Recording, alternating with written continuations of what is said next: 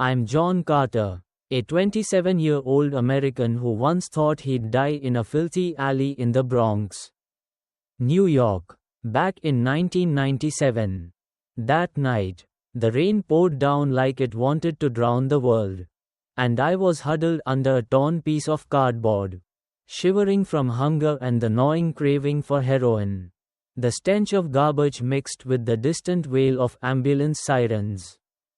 A grim reminder that death was lurking nearby. In my pocket, I had nothing but a half-smoked cigarette and a few coins, not enough for a cup of coffee. Just months earlier, I was an addict, living only for the next hit, ready to trade anything to escape reality. But in that freezing downpour, when a drunk kicked me and sneered, "Get lost, you piece of trash," a spark ignited in my mind. I can't die like this. I have to get up. That was the defining moment.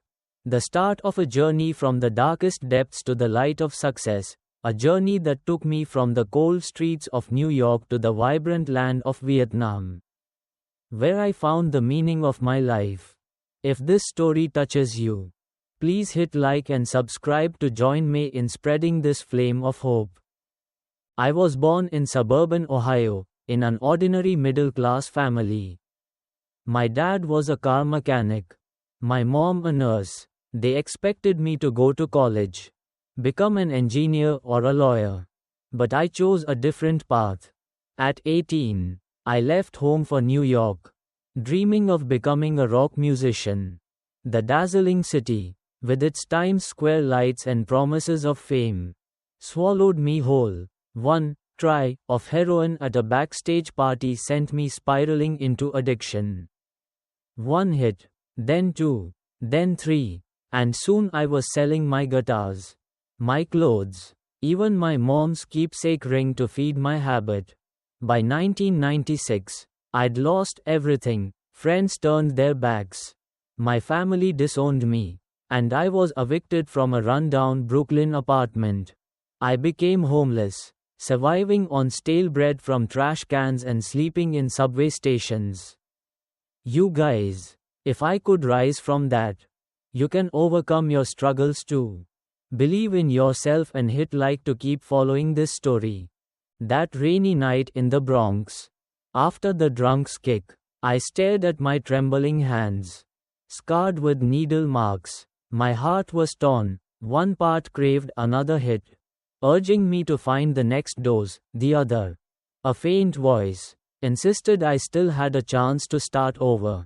Life in America back then was full of contradictions. People preached the American dream, where anyone could succeed, but no one talked about folks like me, cast aside by society, labeled as garbage. I wondered, did I really deserve a second chance? Or was I just a victim of a system that doesn't forgive failures? I decided I had to change, not for anyone else, but for myself. You guys, even at rock bottom, believe you're stronger than you think. Subscribe to hear more inspiring stories. The first step was rehab, a grueling ordeal worse than anything I'd ever faced. I found a free clinic in Harlem, where volunteers, many former addicts like me, helped without judgment. Those early days, I writhed on a cold floor, sweating buckets, my body feeling like it was being torn apart. Some nights, I wanted to give up, to run back to the streets for a hit to end the pain. But a volunteer, Maria, held my hand and said, "John, you're stronger than this. Don't let it win." Her words were a small flame warming my heart. After 3 months, I was clean, but the real fight was just beginning. You guys, if you're facing challenges, don't give up, you can do this. Hit like to support and keep watching. No home, no money, no degree. I had to start from zero. I landed a dishwashing job at a Chinese restaurant in Chinatown, working 12-hour shifts for meager pay. I walked 5 miles daily to save bus fare, eating leftover cold rice from the kitchen.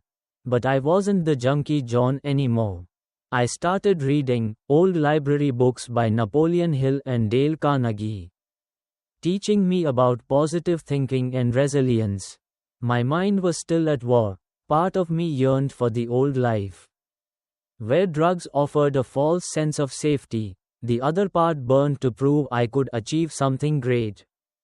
American society divided me. One side believed in the American dream. The other faced the harsh reality of poverty and class divides. You guys believe that every small step today leads to something big. Subscribe to join the journey. In 1999, a stroke of luck came my way. Mr. Henry, a regular at the restaurant who owned a small export business, saw my work ethic and asked, "Want to try working for me? I need someone reliable." I grabbed that chance like a drowning man clutching a life raft. I learned to negotiate, manage shipments, and trade, despite knowing nothing at first but sheer determination. Mr. Henry taught me, success isn't about money, it's about getting back up every time you fall. I worked like a madman, even picking up basic Vietnamese because the company had partners in Vietnam, a country I only knew from brief news clips about the war. You guys, opportunities can come out of nowhere, be ready to seize them. Hit like and subscribe to stay tuned. In 2001, I was sent to Vietnam to oversee an export shipment. Stepping into Saigon for the first time, I was overwhelmed. The blaring horns of motorbikes, the tantalizing aroma of pho from street vendors, and the warm smiles of locals. Vietnam was in the midst of its economic reforms, brimming with opportunities and challenges. I stayed, working for a coffee export company, learning to navigate Vietnamese culture. I remember nights at sidewalk cafes, listening to old veterans share war stories, and thinking, they survived hell, why can't I? My inner struggle persisted. Could I, an outsider, succeed in this foreign land? You guys, no matter where you are, step forward with confidence. You're stronger than you know. Like and subscribe to keep up. In 2005, I took a leap, starting a small company importing Vietnamese agricultural products to the US. My first attempt was a disaster. A shipment spoiled due to poor storage, costing me thousands of dollars. I nearly gave up, but Maria's words echoed, "You're stronger than this." I took loans, learned from my mistakes, and by 2008, my company hit its first $1 million revenue. I became a millionaire, not just in wealth, but in grit. Yet my proudest moment wasn't the money, it was standing on a stage in Hanoi in 2015.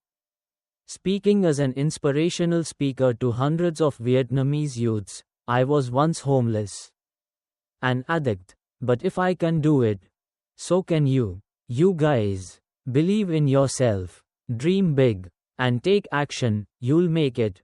Hit like, share, and subscribe to spread this story.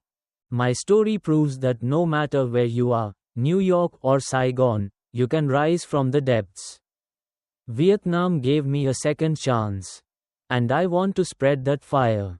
You guys, don't let fear or failure hold you back. Everyone has a story, and you're the one who writes its ending. Be confident, take the leap, and turn your dreams into reality. If this story inspires you, please like, share, and subscribe to keep the hope alive.